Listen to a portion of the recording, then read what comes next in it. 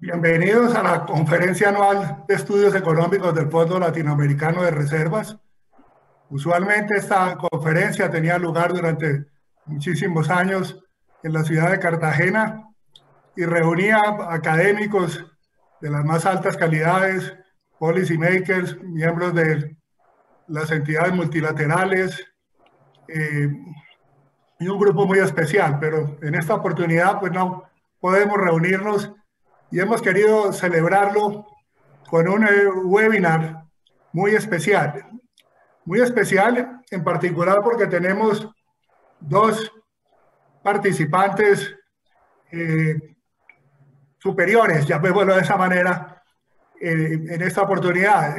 La primera es la doctora Carmen Reinhardt, muy conocida, estoy seguro, por todos los que están conectados, quien actualmente es vicepresidenta y economista jefe del Banco Mundial.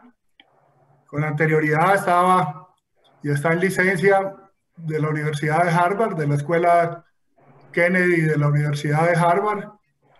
Tiene una enorme experiencia y tiene cantidades de publicaciones y es fuente de consulta de todos los que estamos en el mundo económico, tanto en la academia como los que estén también en la parte de policy makers. La doctora Carmen tiene unas características muy particulares de combinación de teoría económica con la observación de los datos, el conocimiento de los datos y de la historia económica. Y la ha llevado a los niveles de consulta obligada a todos los que estamos interesados, especialmente en temas de economías emergentes. La segunda participante es la doctora Liliana Rojas Suárez, quien actualmente es la directora de la iniciativa latinoamericana, investigadora principal del Centro para el Desarrollo Global, también muy reconocida en la región, fuente también de conocimiento durante muchísimo tiempo. Está vinculada a la Universidad de Columbia, es presidente del Comité Latinoamericano de Asuntos Financieros, CLAF, y tiene una amplia experiencia en entidades multilaterales, en particular en distintos cargos en el Fondo Monetario y en el Banco Interamericano de Desarrollo.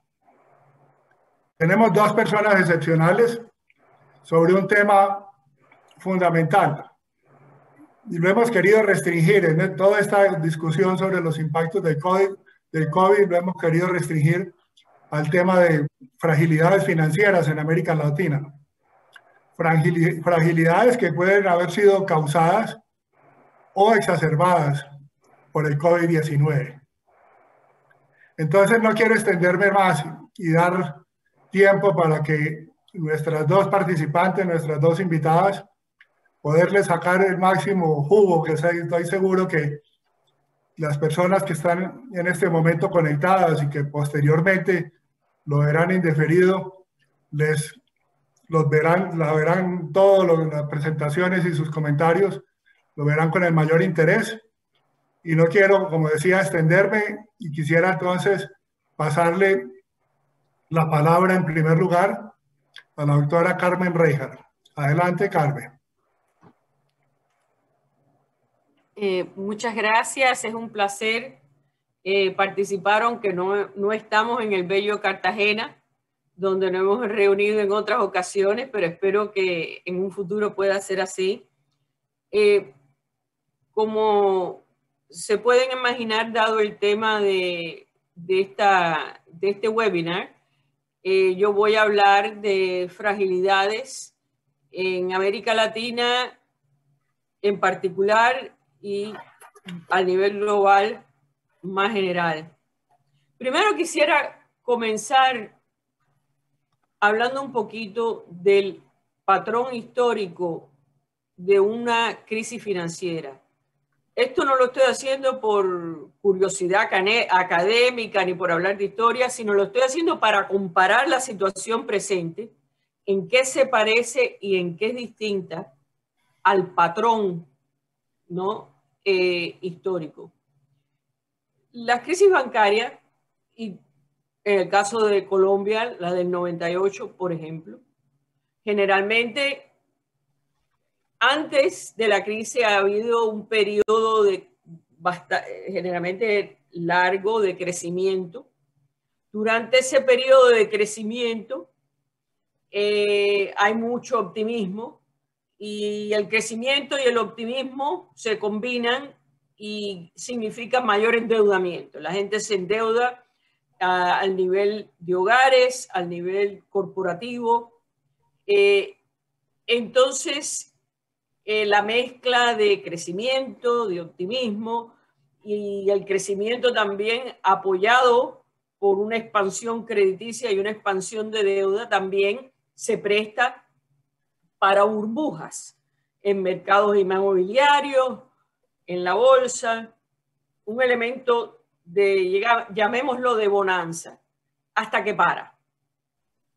Puede venir el cambio por un shock a los términos de intercambio, se caen los precios de los commodities, puede ser, como Guillermo Calvo habla, un parón, un sudden stop a los flujos de capital, por el motivo que sea, una situación política, pero algo para el crecimiento.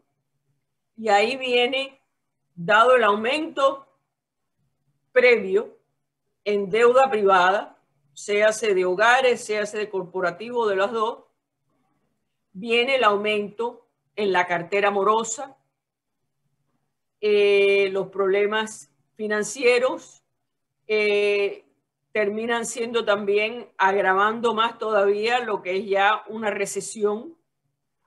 La recesión hace que más negocios y más hogares tengan problemas en repago de deuda y se profundiza la crisis y viene lo que nosotros llamamos un credit crunch, un apretón crediticio.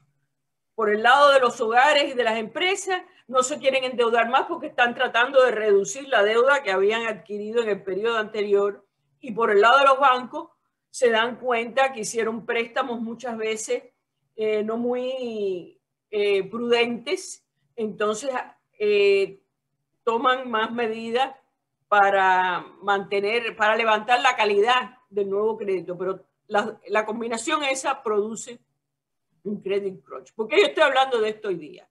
Bueno, porque yo creo, y yo creo que mi querida amiga y colega Liliana, estamos las dos en la misma página, de que estamos en un momento de una enorme fragilidad, no solamente en América Latina, aunque América Latina le está pegando muy duro, pero al nivel tanto de los países avanzados como los de medio ingreso, como los países de bajo ingreso. Un problema sistémico al nivel global de fragilidad. Entonces, hago esa comparación porque en este momento vamos a tener el proceso que yo describí es lo que se le llama boom bust. Esta vez vamos a tener el bust sin haber tenido el boom. porque en América Latina, como todos ustedes saben, el auge, la bonanza, fue desde el principio de los 2000, pero se paró ya con cuando vino la caída en precios de los commodities primarios, cuando vino el taper tantrum en la primavera del 2013, ya desde el 2014, el 2015 en adelante, empieza una desaceleración económica fuerte. Coincide con precios de commodities más bajos. Las entradas de capital, que habían sido muy fuertes hasta ese periodo, empiezan a tener más vaivenes. Y dado que hay crecimiento más bajo y los precios de las exportaciones de productos primarios más bajos, empieza también un proceso de mayor acumulación de deuda, no por un auge, no por una bonanza, sino por el hecho de que los países están tratando de mantener el nivel de crecimiento en un ambiente global no muy favorable, a pesar de haber tenido un ambiente internacional de tasa de interés muy baja. En este ambiente que acabo de describir entra COVID y encuentra a los países en la región. Si uno hace así y toma una foto de en qué situación estaban los países hoy día, a principios de este año, cuando comenzó COVID, y compara esa foto con la situación en que estaban en el 2008, cuando se explota la crisis del subprime en Estados Unidos y en Europa, la comparación no es una favorable. Los países estaban mucho más débiles a principios de este año que lo que estaban en el 2008.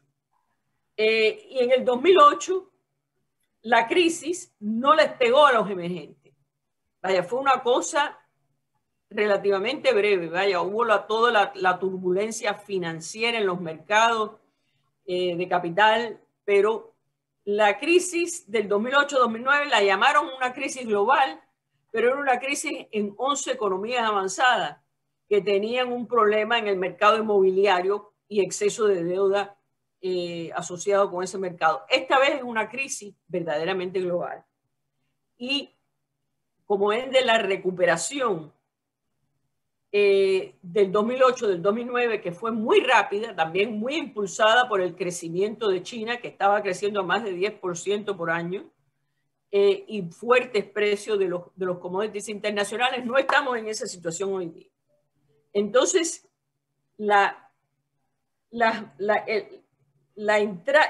el punto de partida, que era más débil a principios de este año, la magnitud del shock de COVID, porque para encontrar caídas en Producto Interno Bruto como la que hemos visto este año, hay que ver sencillamente a periodos de guerra.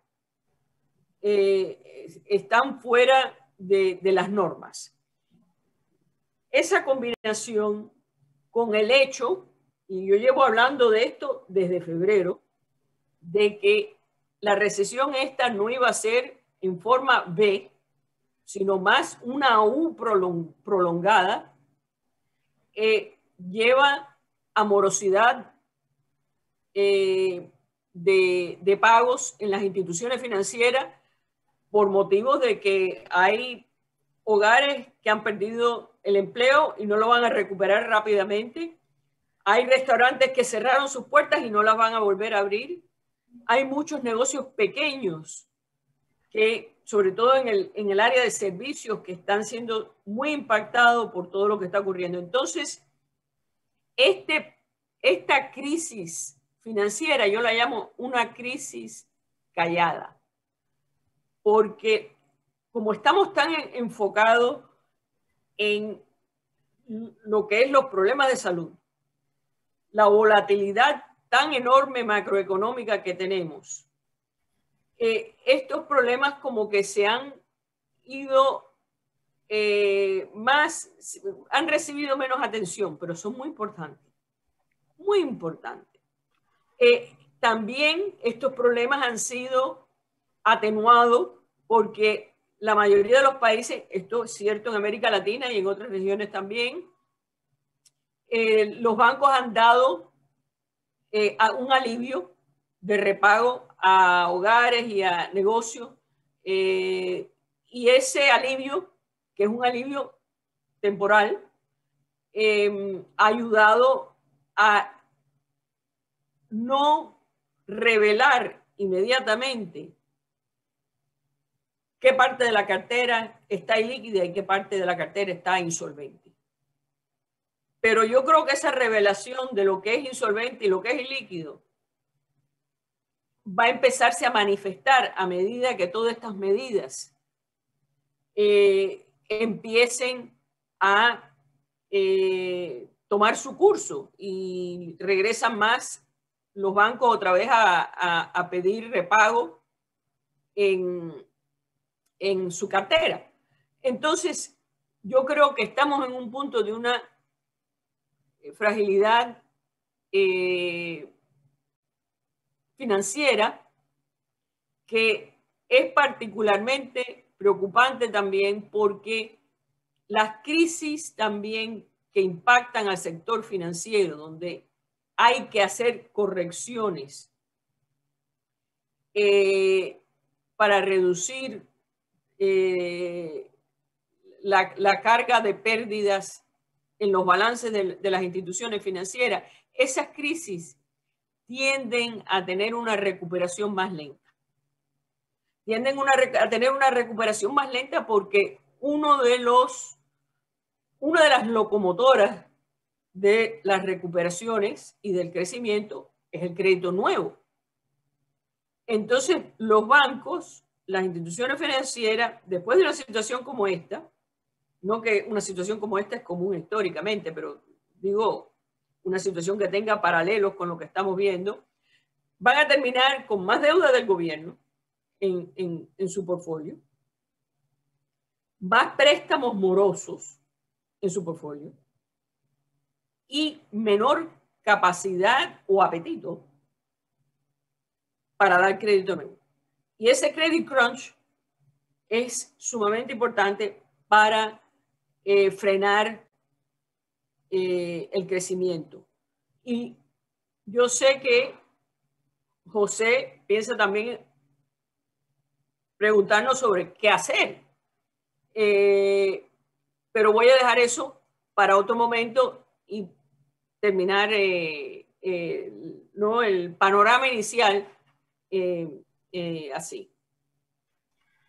Perfecto, muchas gracias, Carmen.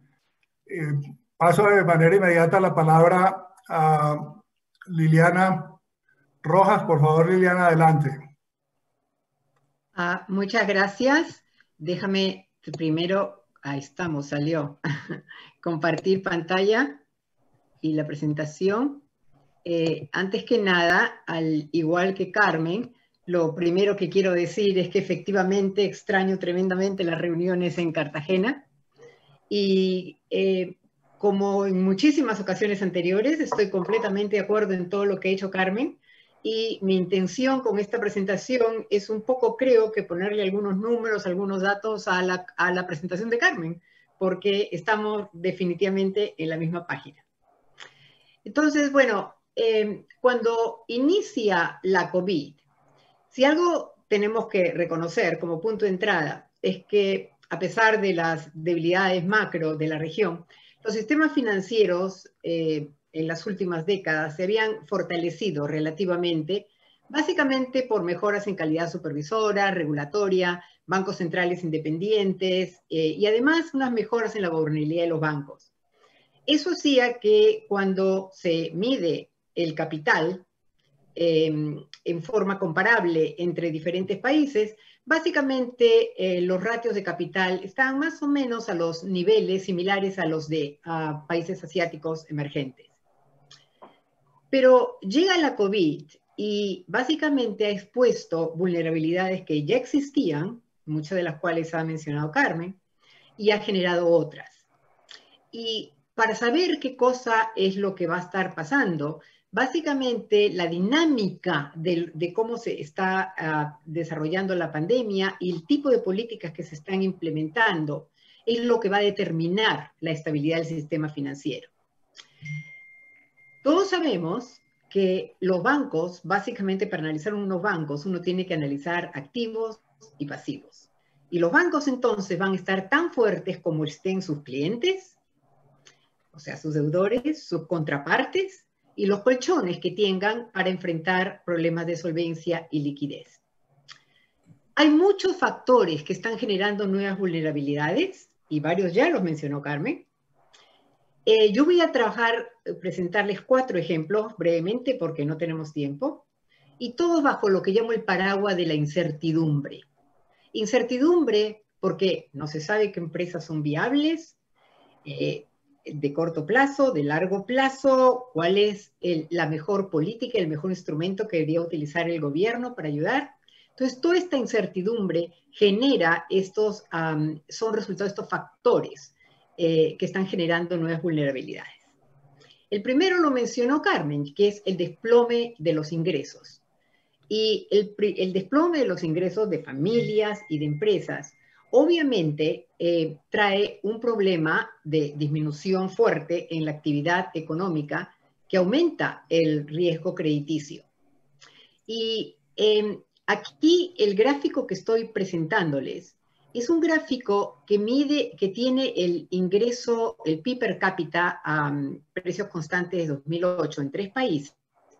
Pero todos ya han visto la figura de retroceso que se viene proyectando en estos países en el 2020.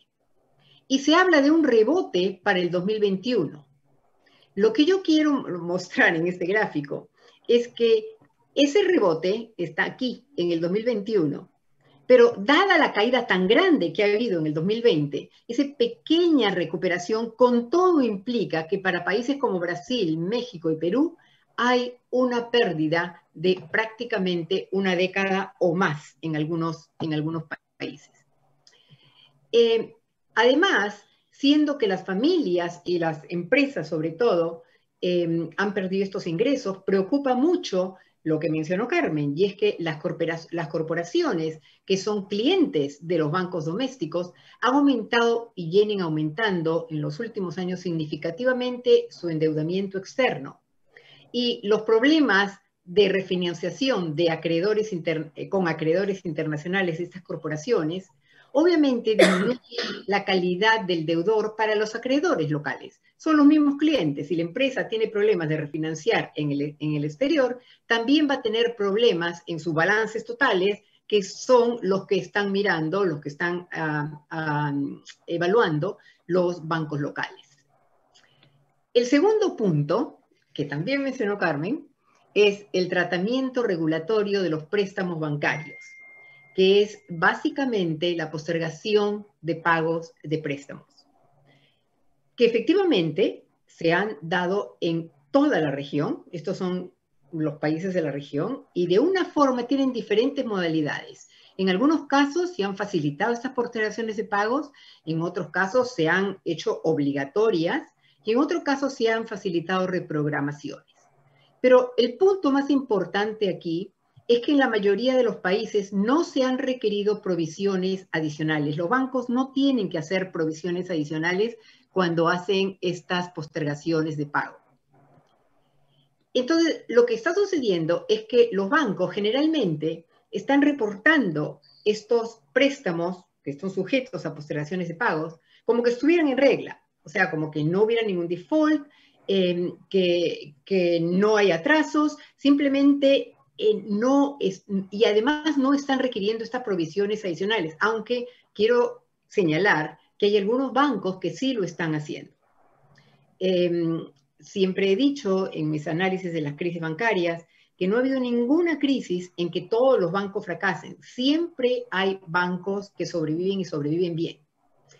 Bueno, el punto es que si las postergaciones de pago se prolongan mucho más, se pierde información del cliente, información tanto para bancos como para supervisores sobre cuál es el verdadero riesgo de los deudores. Entonces, como lo mencionó Carmen, el peligro es realmente tratar una crisis de solvencia como que fuera una crisis de liquidez. Pero además, estamos hablando justamente de postergaciones de deuda de corporaciones. A esto se suma el hecho de que ya está habiendo una serie de defaults corporativos bastante numerosos en el 2020. Y este es un análisis, tipo PI, implica básicamente la composición, de acuerdo a Fitch, a las empresas que Fitch le da calificaciones de riesgo, de los defaults a corporativos por regiones. Y resulta que, bueno, en Estados Unidos y Canadá es donde están las mayores cantidades de corporaciones con default, pero esto también refleja el hecho de que las empresas que califica Fitch, la mayoría están en Estados Unidos y Canadá, pero entre las zonas emergentes, América Latina destaca entre tener el mayor número de cantidad de defaults en el 2020. Entonces, el punto de tomar acá es que la incertidumbre que sigue sobre cuántas más empresas van a quebrar están nublando considerablemente la estimación sobre el verdadero valor del capital bancario. Ese capital que les mostré al comienzo, que parece muy fuerte, en realidad, al no estar provisionando por estos préstamos diferidos, postergaciones de pago, básicamente implica que ese capital pudiera estar muy disminuido. En tercer lugar, es el riesgo de que los bancos tengan muchos bancos, no todos tampoco, y en algunos países, no todos tampoco, tengo que aclarar, que mantengan una proporción importante de sus activos en títulos gubernamentales. El problema aquí es que tenemos que juntar, para entender un poco por qué esto es un problema, tenemos que juntar dos observaciones. La primera es que hay una parte importante de la cartera en varios países, en varios sistemas bancarios, de títulos gubernamentales. Y el segundo es que en algunos países los inversionistas extranjeros poseen una cuarta parte o más de los títulos soberanos denominados en moneda local. Entonces, Carmen ya nos habló de todas estas incertidumbres en los mercados internacionales y en cualquier momento nos habló de los parones y si por razones globales, que puede ser simplemente una disminución del apetito de los inversionistas por activos de países emergentes, en este gran mundo de incertidumbres en este momento, o por razones idiosincráticas, ¿no? Por ejemplo, problemas de sostenibilidad de deuda, que también Carmen ya mencionó. Si en esos casos se produce una drástica y sostenida salida de los bonos gubernamentales, lo que sucede es que baja el valor de estos activos, lo cual afecta, por supuesto, en forma negativa, los balances bancarios de varios países. Y tenemos que tener en cuenta, además, que cuando vemos los calendarios de pago, los vencimientos de la deuda pública en miles de millones de dólares, resulta que hay como que un salto en, como que un bunch, un conglomerado de vencimientos, cuando en el 2021, en muchos países, en Colombia en el 2022. Pero hay un salto. Chile es bastante pronunciado, por ejemplo, pero en México, en Brasil, justamente cuando hay problemas de incertidumbre y de refinanciación de deuda, es cuando más están habiendo vencimientos de estas deudas. Este riesgo soberano, este nexo que hay del riesgo soberano al riesgo bancario, ya se ha dado en crisis pasadas. En Europa fue conocidísima, sobre todo en países como España o en Italia, es una de las características más importantes, y en América Latina se ha dado en muchas de las crisis. En Argentina en particular, yo tengo mucha apreciación por este gráfico, que básicamente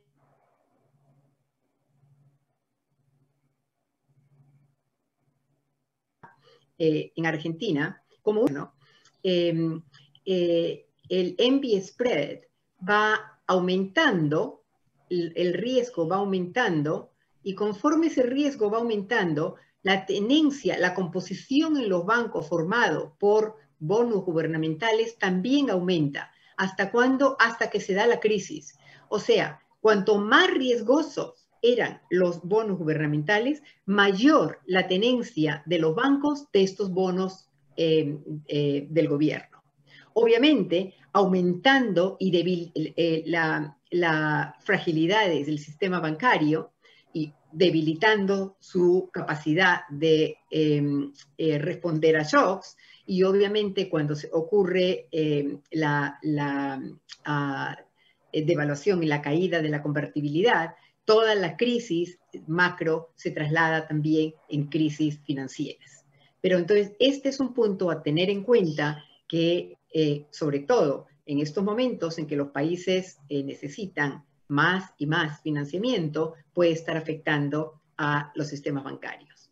Y finalmente, y con esto termino, otro factor que tenemos que tener muy en consideración en América Latina son las interferencias políticas que pueden revertir avances institucionales, incluyendo el gran avance que ha habido sobre la independencia de los bancos centrales y los supervisores bancarios y financieros en general. Cuando hablo de estos riesgos de interferencias políticas, ya ha habido casos que van más allá de los bancos. Por ejemplo, ha habido un fuerte retroceso en los sistemas de fondos de pensiones.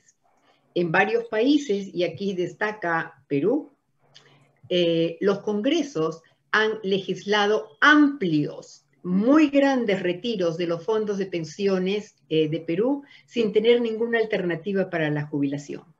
Entonces se entiende la necesidad de contar con fondos, pero el completamente disminuir o prácticamente casi eliminar esos ahorros para el retiro y la vejez son realmente, sin tener una alternativa, ese es el problema, sin tener una alternativa, básicamente implican un retroceso en lo que estábamos haciendo en la región en el desarrollo del mercado de capitales.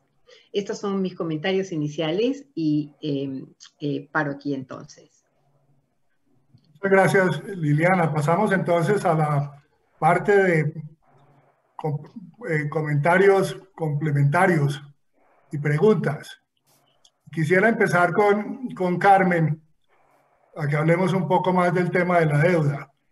Desde antes del COVID se habla y se venía hablando con fuerza sobre los riesgos que se estaban desarrollando en el mundo entero, en distintas regiones, por el aumento de la deuda de los gobiernos y de la deuda corporativa.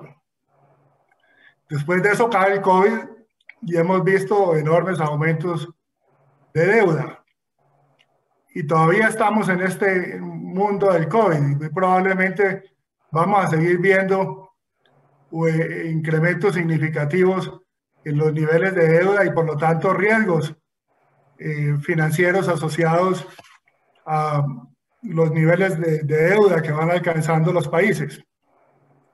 En el mundo desarrollado y de países con monedas de reserva, hay como cierta tranquilidad. De alguna manera se dice, las tasas de interés van a estar muy bajas por mucho tiempo y puede que crezcamos relativamente bajo, pero ahí va a funcionar el hecho de que con tasas de interés bajas los problemas no están ahí, no va a haber unos grandes problemas. Y hay algo en la misma sensación de algunos comentaristas en economías emergentes, que dicen que con las tasas de interés tan bajas y la amplia liquidez internacional, pues los países y países como los de la región probablemente van a tener acceso a los mercados internacionales, van a continuar los flujos de capital. Algunas veces mencionan el susto del mes de marzo y se dice, bueno, ahí tuvimos un enorme susto en el mes de marzo, pero ese fue un choque originado en los Estados Unidos que fue respondido de una manera muy fuerte y controlado relativamente rápido por la Reserva Federal. Y algunos podrían pensar, bueno, y puede que pase algo por el estilo y vuelve, y esos son de corta duración. Entonces hay cierto optimismo de que, dadas las condiciones de alta liquidez y de tasas de interés tan bajas, va a haber posibilidades de ir haciendo los ajustes a lo largo del tiempo de una forma ordenada. Yo quisiera, Carmen, que nos diera reacción sobre este optimismo o sobre otros extremos que podrían en algún momento comenzar a surgir si los temas de deuda se están complicando, que es todas las remembranzas que dio en el pasado en América Latina con países con niveles insostenibles de deuda o amenazando de insostenibilidad de deuda, donde vinieron procesos inflacionarios y procesos de represión financiera como respuesta a esa situación. Quisiera entonces, Carmen, un comentario sobre estos puntos. Bueno, imagínate, son las preguntas del día, verdaderamente. Si vamos a tener una recuperación más rápida, que es el escenario más favorable, donde, bueno, los flujos de capital, sí hubo un susto en marzo y en abril, pero mira cómo han rebotado, y yo esa narración es factual. Cayeron abruptamente en marzo y en abril y hubo una recuperación en el verano, pero esa recuperación primero ya otra vez se está revirtiendo. Desde agosto para acá los flujos de capital han disminuido marcadamente,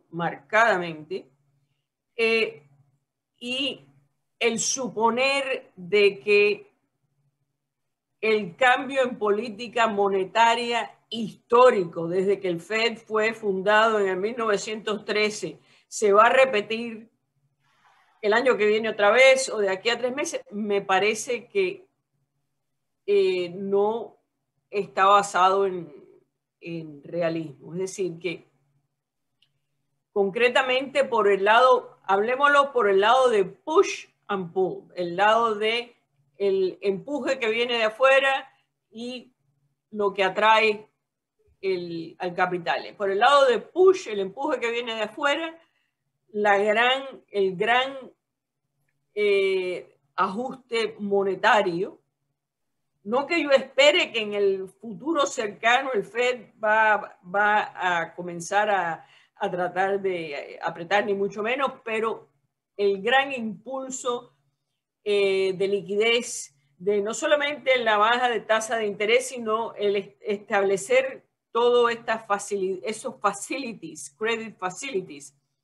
Eso ya ha tenido su efecto y tuvo un efecto calmante, pero no es algo que se va a repetir de aquí a 2 meses, de aquí a 4 meses. Ya tendría que ser de verdad una situación muy catastrófica. Entonces, por el lado de el impulso de que viene de afuera, no lo veo.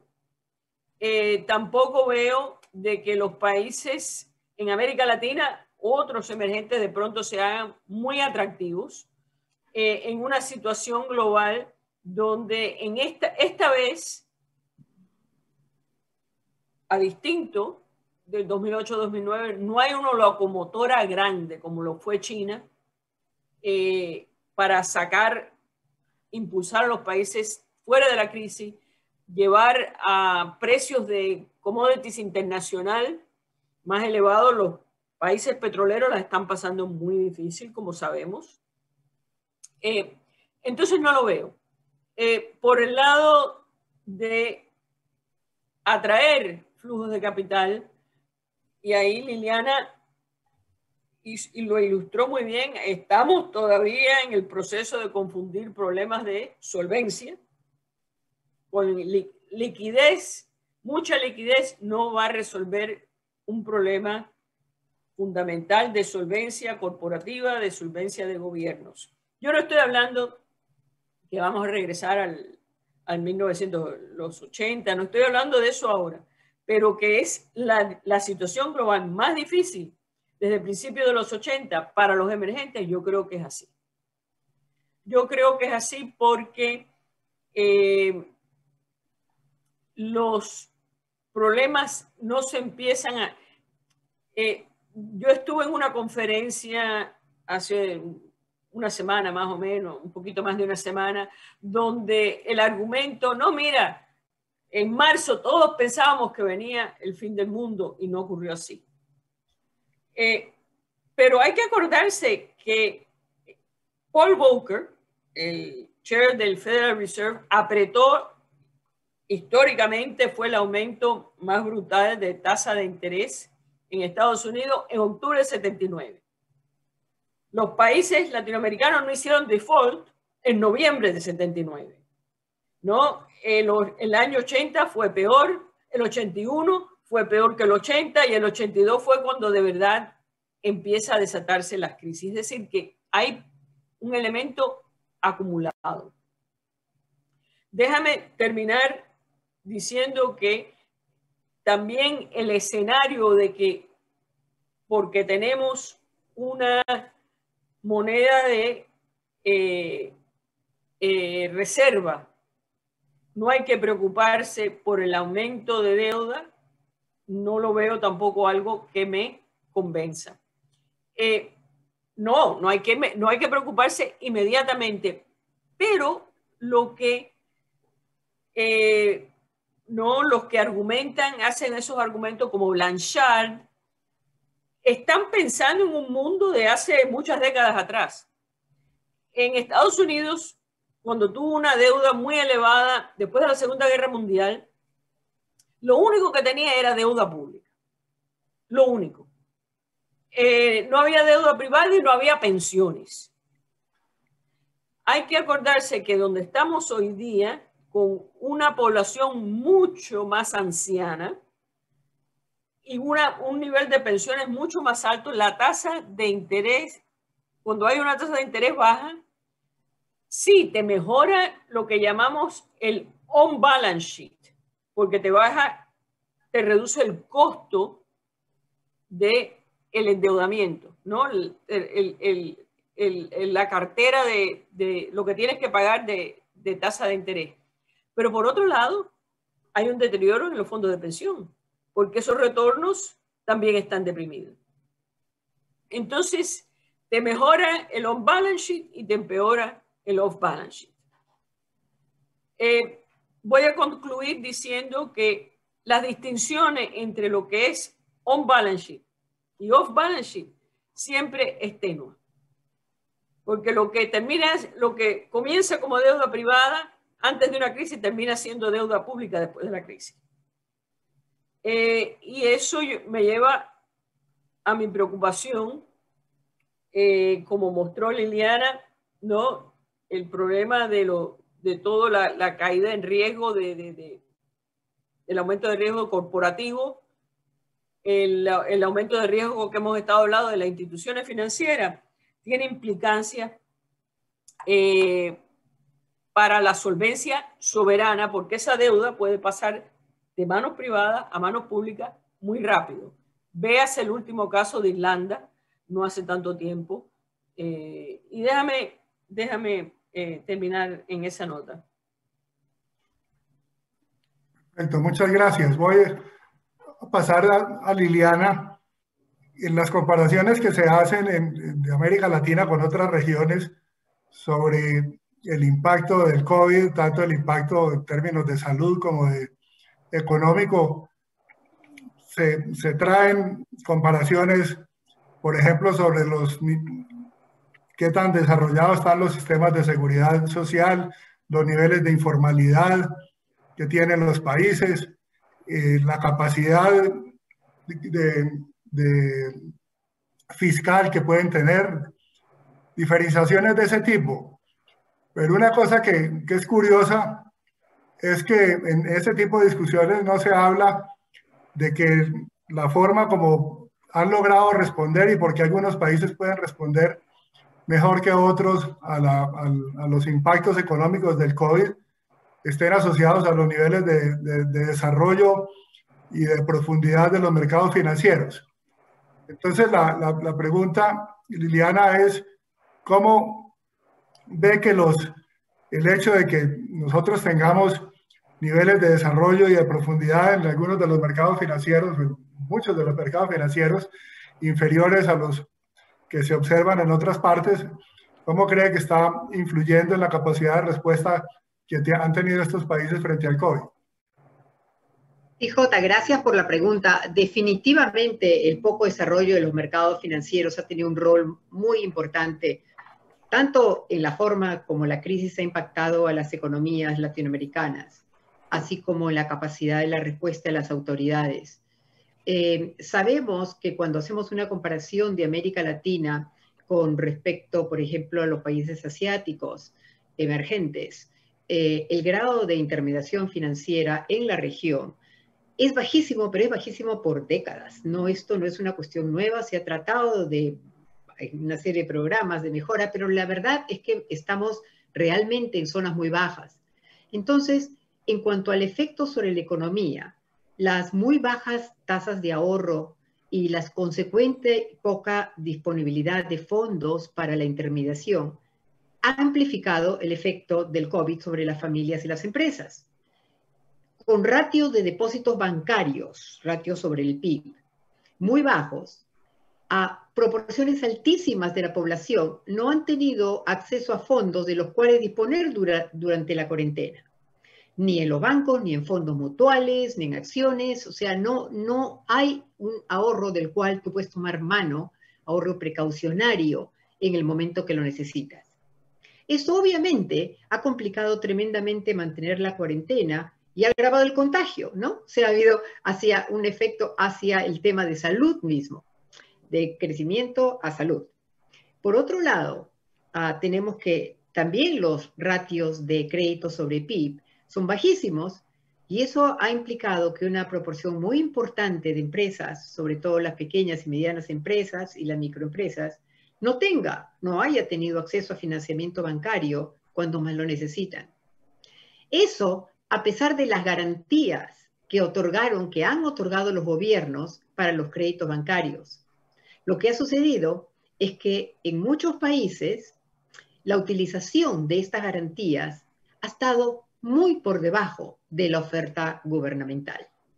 No en todos, pero en muchos países de la región, simplemente el riesgo percibido por los bancos no estaba compensada por la garantía que ofrecían los gobiernos. Además, un factor adicional es que el poco desarrollo de los mercados financieros es un factor que alimenta la alta dependencia de las empresas y gobiernos al financiamiento externo. La gran mayoría de este financiamiento, como todos sabemos, está denominados en dólares y muchísimas veces estas entradas de capitales representan entradas de naturaleza especulativa. Todos los problemas de los que hemos estado hablando el día de hoy con respecto a las fragilidades ocasionadas por el alto externo tanto de las empresas como de los gobiernos, serían menos graves si la región contara con mercados de capitales más desarrollados. Por supuesto que justo junto con este tema viene el tema de la productividad, en el cual no voy a entrar, solamente mencionarlo para terminar, porque es muy difícil pensar que los mercados locales de capitales se desarrollen en ausencia de una amplia variedad de proyectos productivos que incentiven a los inversionistas a financiar proyectos en los mercados locales. Déjame terminar ahí. Muchas gracias. Pasemos a un tema prospectivo que puede parecer algo prematuro, pero creo que teniéndolos a ustedes dos acá, es muy útil que lo veamos, y tiene que ver con el hecho de que, por ejemplo, la directora gerente del Fondo Monetario Internacional y otra gente ha expresado su preocupación con la posibilidad de que haya un retiro de los estímulos fiscales y monetarios de manera prematura. Esto es algo que lo hemos visto, digamos, ya hay muchísima literatura, por ejemplo, desde los años 30 y las implicaciones que eso tiene, y en muchas partes. Entonces, quisiera, Carmen, que nos comentara como qué tipo de criterios considera usted son los apropiados para ver cuándo hay que comenzar a hacer los retiros. Yo sé que los bancos centrales, y en particular los bancos centrales que tienen esquemas de inflación objetivo, tienen un marco que permite de alguna manera pensar estos temas de una forma sistemática, pero no tanto así en los aspectos fiscales. Entonces, quisiera un poco sus comentarios sobre qué tipo de criterios deben considerar los gobiernos para no ir a hacer un retiro prematuro y para ponerlo por otro lado también no ir a hacer un retiro muy tardío, porque ese digamos, es el gran reto que tienen las autoridades económicas. Bueno, es una pregunta excelente como, bueno, como todas las que has hecho, José, pero mirando hacia adelante, el mensaje, yo hice no hace mucho un artículo con mi esposo en Foreign Affairs que habla y da el mensaje de que no se puede confundir el rebote con la recuperación. Y eso lo mostró Liliana también en las gráficas del PIB per cápita, de que después de colapsos a principios del segundo trimestre y donde estamos hoy día, después de estos colapsos, claro que va a haber un rebote, ¿no? En producción, en empleo, en PIB, pero es un rebote de un punto que está fuera de la norma histórica por varias desviaciones estándar. Entonces, existe la posibilidad de que empiecen los gobiernos a decir, ay, qué bien no fue, y adelantarse y hacer una contracción fiscal, monetaria o ambas prematura, que lleve al tipo de error que se dio durante la depresión, ¿no? De que había empezado una recuperación en el 33, en el 34 y luego hay una recaída por un apretón prematuro. Entonces, por eso que yo hago el hincapié de que es muy importante no ver, como mostró Liliana en la gráfica, el ingreso per cápita y no llevarse por, sí, mira, este trimestre subió 20%, y claro, había caído 30% en el anterior. Entonces, ese es un tema. El otro tema, que desafortunadamente no tengo nada constructivo para decir, es de que yo, desde que a mí antes de irme, vaya, on leave de Harvard en la primavera, me hicieron una entrevista y yo le digo, me preguntaron, bueno, ¿qué es lo que qué es lo que impulsa esta crisis y la recuperación? Le digo, bueno, desafortunadamente lo que impulsa esta crisis y la recuperación es la pandemia. Es decir, de que no puedes hablar de un saneamiento económico o un saneamiento financiero mientras que tienes la pandemia como una fuerte incertidumbre, y una incertidumbre que afecta a todos los niveles de actividad económica. La inversión, que es es el componente del PIB más afectado por la incertidumbre, ha mostrado colapsos. Si los colapsos en el PIB son grandes, el colapso en inversión ha sido mucho mayor. Es decir, que reglas con respecto a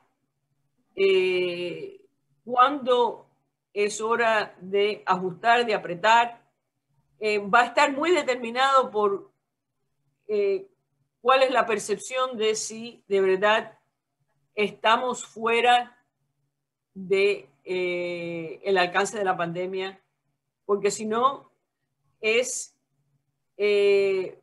reforzar lo que puede ser una recaída si hay una segunda ola, como la está viendo ya en Europa, en Francia y en España. Otro punto que también hay que, respecto a José, a la última parte de tu pregunta, bueno, si bien yo creo que hay un riesgo de que el ser prematuro puede ser muy dañino, también hay que recordarse que hay cosas que, aunque sean persistentes, deben de verdad de tratarse como transitorias. Y eso no hay mucho, tampoco da mucha fe. Por ejemplo, el estímulo en el año 2008, el Fondo Monetario no impulsó que muchos países en América Latina y en otros emergentes hagan estímulo fiscal. Déjame tomar el caso de Brasil. Estímulo fiscal. Bueno, se hizo el estímulo fiscal, pero lo que estaba supuesto a ser una política contracíclica terminó siendo permanente, mucho más difícil de revertir. Entonces lo que termina es con un proceso de que el tamaño del gobierno, de gasto de gobierno, aumenta a través del tiempo. Es decir, ese es el polo opuesto de lo que es mi temor principal, que es el retiro de estímulo prematuro. Lo último que voy a decir en este tema no es fiscal, es en monetario. La parte monetaria lo veo más delicado. Nuestros países no están acostumbrados a poder tratar con un shock adverso y decir, bueno, vamos a hacer política monetaria contracíclica. Esta es, la verdad, que la primera vez. El problema que yo veo es que con este nivel de incertidumbre, a medida que la tasa de interés doméstica va bajando y va convergiendo con la internacional, la participación externa de los inversores ha disminuido drásticamente en Brasil, en México también. El motivo para el carry trade no es el mismo. Entonces, si el país necesita financiamiento externo, yo creo que la lección es que hay que tener mucho cuidado qué balance es el que se adopta, cuán baja puede ser la tasa de interés del Banco Central para no promover una ola de fuga de capital, como pasó en Turquía, cuando recientemente, con controles de capital y demás, el Banco Central se pensó que podía mantener tasas de interés reales negativas. Y bueno, el colapso en la lira ha sido bastante espectacular, ¿no? Es decir, que yo creo que la normalización monetaria va a venir antes, un poco forzada por los mercados internacionales. Muchas gracias. Pues una pregunta en el mismo espíritu, Liliana. Mencionaba el punto de las garantías para los préstamos bancarios. Entonces también surge como la pregunta de cómo salir del esquema de garantías, o si debe buscarse y hacerse con un esquema diferente. ¿Cuál es la opinión sobre eso? Porque vi que en la presentación y también en la respuesta anterior mencionó el tema de las garantías. ¿Estás sin volumen?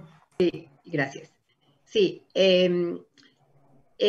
hace un par de semanas, Andy Powell y yo dirigimos y publicamos un reporte de un grupo de trabajo con varios expertos y hacedores de política de la región.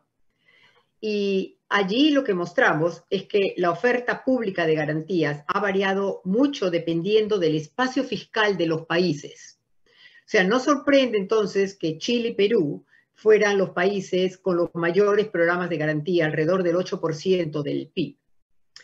Estas garantías han estado dirigidas básicamente a las pymes. Sin embargo, como comentaba en mi intervención anterior, en promedio, en la región, una buena parte de estas garantías no han sido tomadas por los bancos. Hasta 50% de la oferta no ha sido tomada en varios países. Básicamente porque los bancos percibían que el riesgo de no pago de los deudores es muy alto y la garantía no lo compensa. Lo cierto es que en este grupo de trabajo que te estoy mencionando, estuvimos muy escépticos sobre el uso de las garantías y pensamos que solamente son adecuadas para un grupo de empresas de tamaño mediano y con una importante posibilidad y probabilidad de ser viable durante y después de la pandemia. Y construimos una taxonomía para guiar a los policymakers, a los hacedores de la política, en el uso o no uso de las garantías.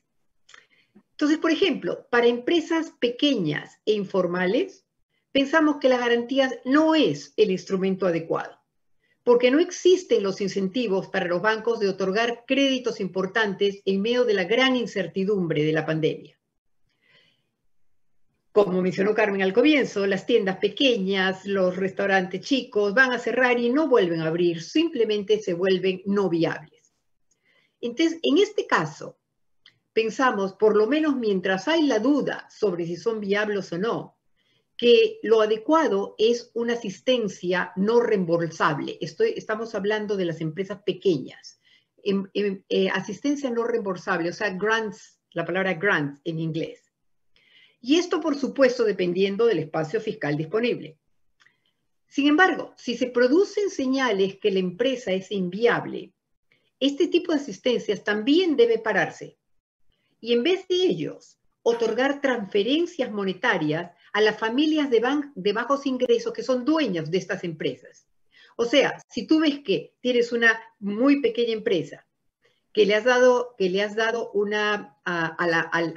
a la empresa con una asistencia no reembolsable, pero la empresa se vuelve no viable, entonces lo que tú quieres ayudar ahí es a la persona, a la familia, a través de transferencia a la familia en vez de a la empresa, y se acabó la ayuda a la empresa. Como mencioné también, para empresas medianas, las garantías pueden continuar por un tiempo, siempre y cuando no se detecten problemas de insolvencia. Y para tomar estas decisiones, o sea, para ver en qué momento es insolvente o no, es esencial que los bancos reporten continuamente el estado financiero de los deudores y que se hagan provisiones necesarias. Nota que la palabra provisiones la vengo mencionando a lo largo de todas mis intervenciones. Pero cuidado a qué empresas aplicas las garantías, porque solo deben aplicarse a empresas que no estén altamente endeudadas. Al final, las garantías son garantías de crédito, pero no vas a empresas que están altamente endeudadas, no vas a tratar de resolver problemas de deuda con más deuda. Eso nunca genera buenos resultados. Ahora, si la incertidumbre sobre la viabilidad de las empresas continúa y no quieres sobreendeudar a las empresas, o sea, no quieres darle garantías, porque eso es crédito, entonces se podría considerar, y esto es para consideración de las autoridades de la región, inyecciones de capital. Y aquí uno tiembla cuando habla de inyecciones públicas de capital. Ahora, efectivamente, con mucho cuidado. Tiene una ventaja la inyección de capital, y es que cuando la empresa le va bien, el gobierno gana. O sea, el riesgo no es solamente a la pérdida, también hay un riesgo hacia los buenos resultados. Pero para tomar esta última opción, como te comentaba, hay que tener absolutamente muchísimo cuidado. Y entonces recomendamos básicamente que los gobiernos busquen la colaboración de los organismos internacionales, especialmente el IFC, parte del Banco Mundial, o el BID Invest, no solamente por financiamiento, sino para realizar un análisis de qué empresas podrían ser candidatas a recibir estas inyecciones de capital y estar seguros de que la gobernanza de estas empresas es la adecuada, como para que efectivamente valga la pena esta toma de riesgo. En otras palabras, y para concluir, el abanico de opciones es grande, depende del tipo de empresa, depende de su situación financiera, depende de su tamaño y del espacio fiscal de los gobiernos. Muchas gracias. El webinar fue organizado para durar 1 hora y ya llevamos un poquitico más de 1 hora, pero no me aguanto la tentación de quitarles unos pocos minutos más y hacer una pregunta al estilo de periodista económico. Y es, ¿cuál sería, Carmen, su principal recomendación a las autoridades económicas de la región eh, con el fin de preservar la estabilidad financiera en su país? ¿Cuál sería ese principal mensaje? Y la misma pregunta para que la responda posteriormente Liliana, y con eso terminamos. Bueno, yo diría de que aprender de la historia es importante, y hay dos lecciones en particular que son dos versiones de la misma lección que deben de tomarse muy en serio. Una fue Japón a principios de los 90 y la otra es Europa en la crisis del 2008. ¿Qué tienen en común Japón y Europa? Es una actitud a el saneamiento de la cartera muy gradual, muy gradual.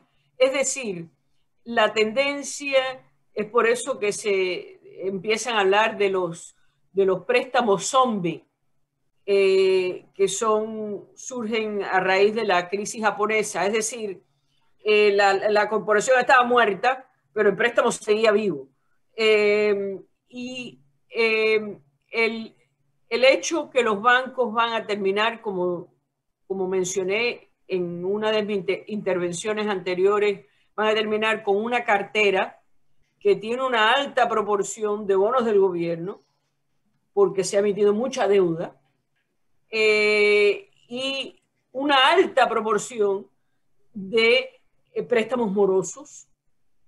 Entonces, yo diría que el ser agresivo, aunque es doloroso, yo sé que lo que yo digo es más fácil decirlo que hacerlo, pero el reconocer pérdidas, tomar el haircut y limpiar y tratar de sanar los balance sheets y hacerlo lo más rápido posible, es mucho más saludable para una recuperación que el dejarlo para mañana. Ese gradualismo caracterizó una década perdida en Japón.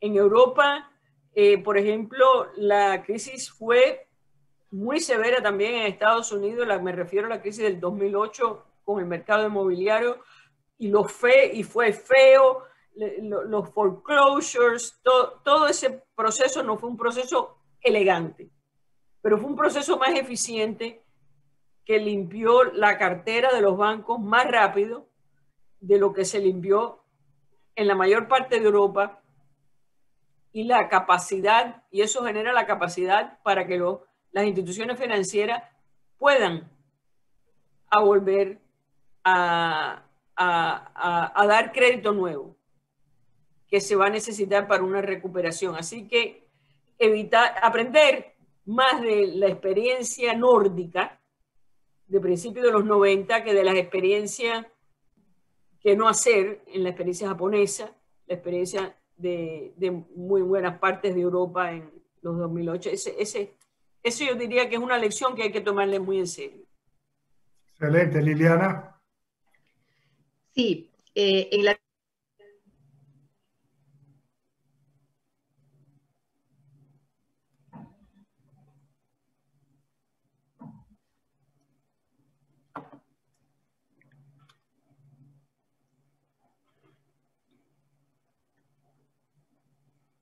de préstamos malos.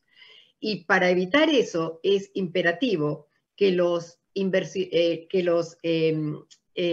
supervisores se aseguren que los bancos están provisionando en base a las pérdidas esperadas.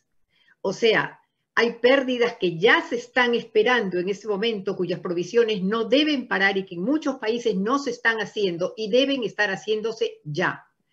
Ahora, esto va a implicar que los colchones de capital disminuyan, porque obviamente al provisionar más va a bajar el capital. No importa, los colchones están para eso, para usarlos.